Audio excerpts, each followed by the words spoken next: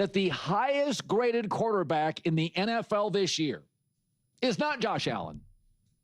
It's slinging Sammy Darnold, former USC Trojan, a guy I have loved since I saw him as a sophomore with the Trojans. And it was interesting. I was thinking about this morning between Baker Mayfield and Sam Darnold's resurgence.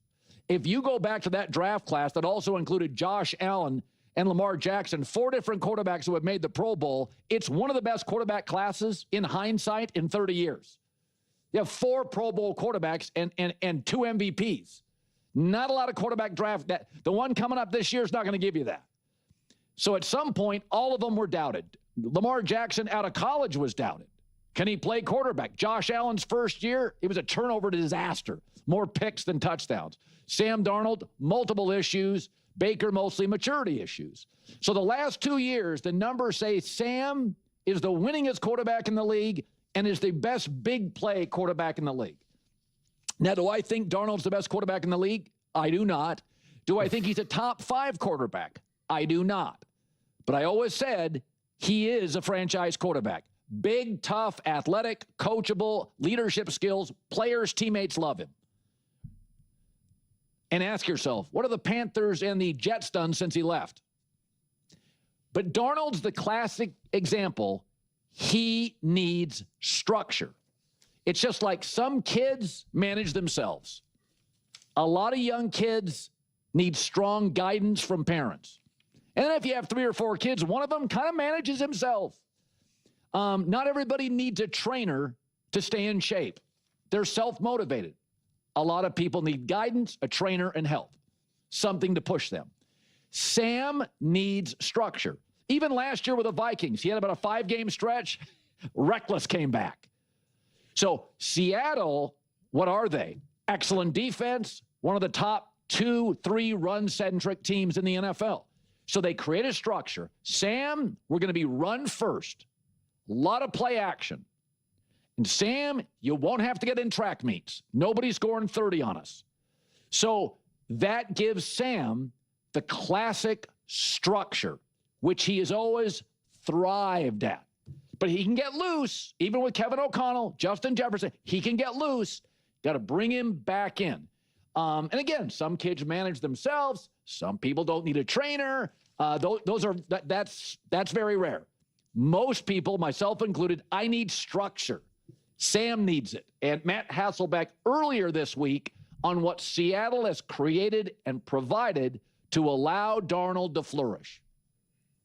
When offensive linemen get to fire out and play run action at least half the time, it helps everything. And I think that's the thing that some people do well. Some people talk about it, but don't do it as well. Seattle, I would say week 2 and week 3, they've figured that out. And so, you know, if you can continue that, I think that Sam Darnold can have the kind of year that he had last year without Kevin O'Connell, without Justin Jefferson. He's playing really, really good football right now. Look at that draft class. We thought it was 2 stars and a bunch of misses. And now it's Allen, MVP, Lamar MVP, and Baker and Darnold on really team-friendly deals have made Pro Bowls. Yeah. First off, before I share my take, let me tell you, Seattle Seahawks fans, please subscribe. Please watch these videos. Please watch the whole videos. So I can keep making Seattle Seahawks videos, okay?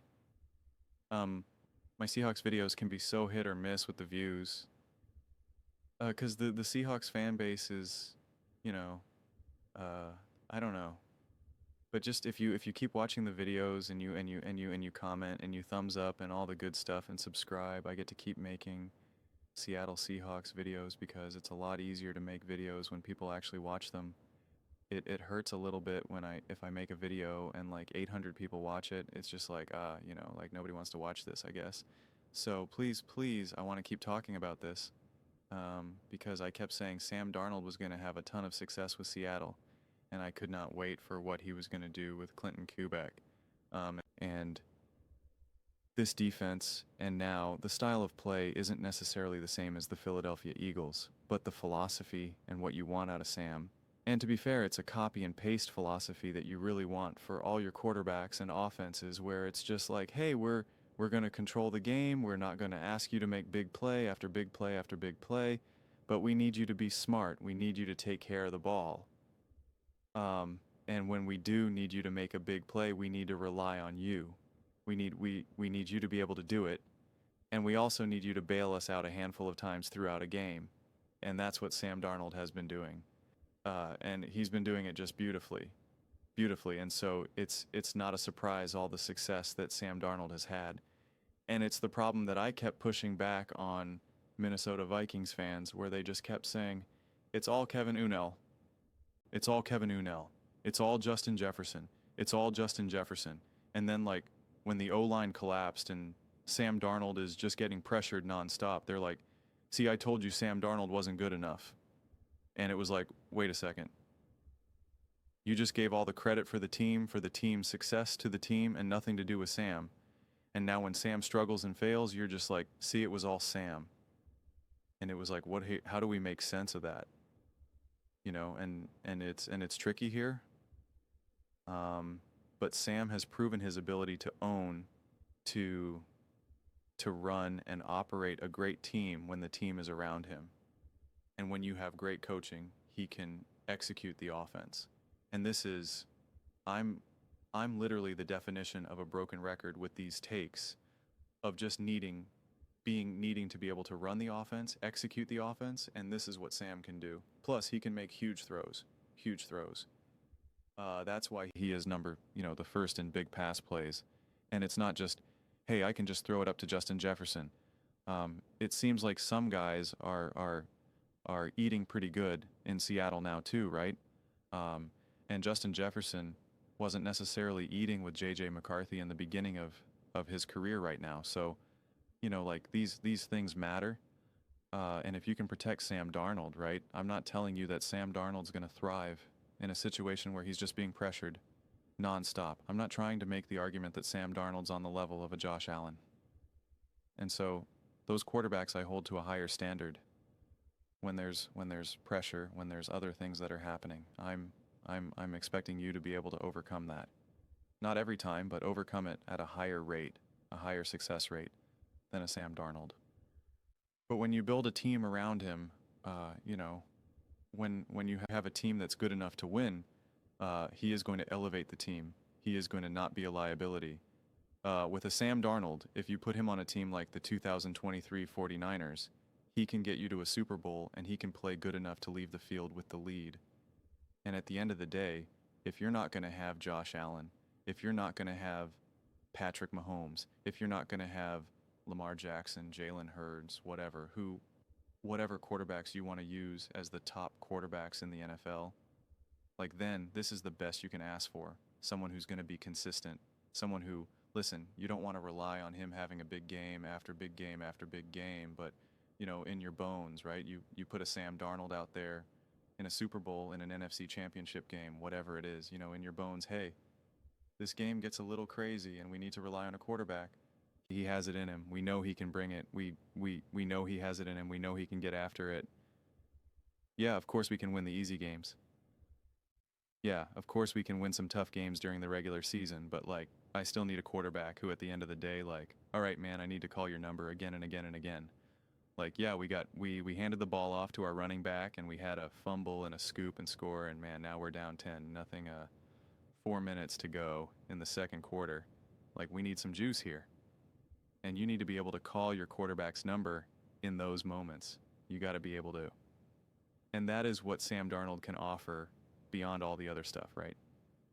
And so, like I said, I think that is the take right there. If you don't have a Josh Allen, if you don't have a Lamar Jackson, a Patrick Mahomes, it's like the Sam Darnold is who you want. That is the type of level quarterback that you want.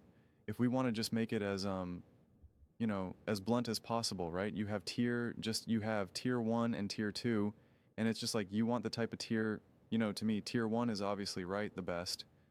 And then tier 2, you want a quarterback who his normal is tier 2, but he has the ability to tap into tier 1 levels. A tier 3 quarterback is someone who their normal is either kind of tier 2, but they like really slip into tier 3, or they're tier 3 and like they like have a moment where they touch tier 1 because they're still an NFL quarterback, so of course they're going to have their moment, but like you are not banking on them to being able to have a tier 1 game like that. It's just not going to happen. And so to me, you have a Sam Darnold who can be like, yeah, like when you know on some games, some drives, some moments that you need me to be special, like I am more than capable of doing it. Now, if you're going to build a team around me where you expect me to be special game after game after game after game, yeah, it's going to be difficult, but to be fair, doesn't work well for the Bills or the Ravens or the Chiefs either, right? Look at how successful Patrick Mahomes is right now that he doesn't have a great team around him. So it's just like I'm starting to really believe that that type of stuff is a little overrated. At the end of the day, it's like I want you to be able to win with a great team around you, and I need you to be special in the biggest moments, and I need you to not be a liability in the biggest moments.